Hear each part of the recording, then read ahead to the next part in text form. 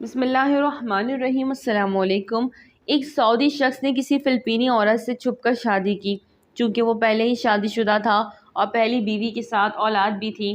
جب اس شخص کو بیماری لاحق ہوئی تو اس نے اپنے پہلے بیوی کے ساتھ جو اولاد تھی ان کو وصیت کے لیے جمع کیا اور ان میں سے اپنے بڑے بیٹے کو بتایا، بیٹا میں نے چھپ کر فلپینی کسی عورت سے بھی شادی کی ہوئی ہے، میرے مرنے کے بعد ان کا خیال رکھنا اور وراثت میں ان کو بھی حق دینا، اور ساتھ ہی ان کا مکمل پتہ بھی دیا جہاں وہ رہتی تھی۔ کچھ دن بعد وہ شخص وفات پا گیا۔ ان کا بیٹا قاضی کے پاس گیا اور پوری تفصیلات بتا دی۔ قاضی نے فیصلہ رکوا دیا اور حکم دی فلپینی عورت کو بھی یہاں پیش کریں۔ تو بڑے بیٹے اپنے والد مرحوم کے دیے ہوئے ایڈریس کے مطابق فلپین پہنچا۔ بڑی مشکل سے اس گلی میں پہنچا جہاں وہ رہتی تھی۔ دوسری طرف وہ عورت جو اس کے والد کی زوجہ تھی، انہیں دیکھ کر ہی بتا دیا، میں ہی وہ عورت ہوں جو تو تلاش کر رہا ہے، اور مجھ تک یہ خبر بھی پہنچی ہے کہ میرا شوہر کا انتقال ہو گیا ہے۔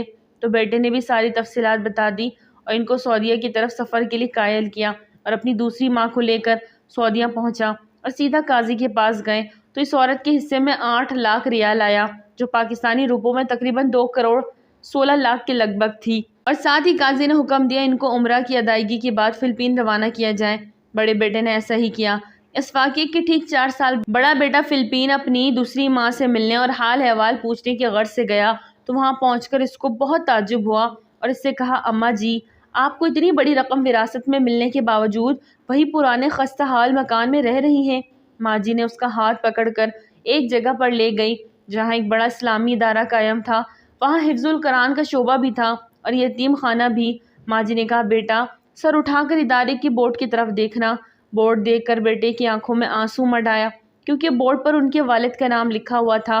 اس نیک صفت عورت نے کہا، میں نے یہ ادارہ اپنے وراثت کے پیسوں سے بنایا ہے اور اپنے شوہر کے نام پر وقف کیا ہے تاکہ ان کو اس ادارے کی وجہ سے ثواب ملتا رہے۔ یہ تھی سچی محبت، ورنہ اس پیسے سے وہ ایک عالی شان بنگلہ بھی بنا سکتی تھی، پر انہوں نے سوچا محبت کے مقابلے عالی شان بنگلے کی کیا حیثیت، بنگلہ تو عارضی چیز ہے، البتہ یہ اسلامی ادارہ ان کو اور ان کے شوہر کو آخرت میں کام آئے گا۔ جب بیٹا سعودیہ واپس آیا تو اپنے دوسرے بھائیوں کو بھی اس بارے میں آگاہ کیا۔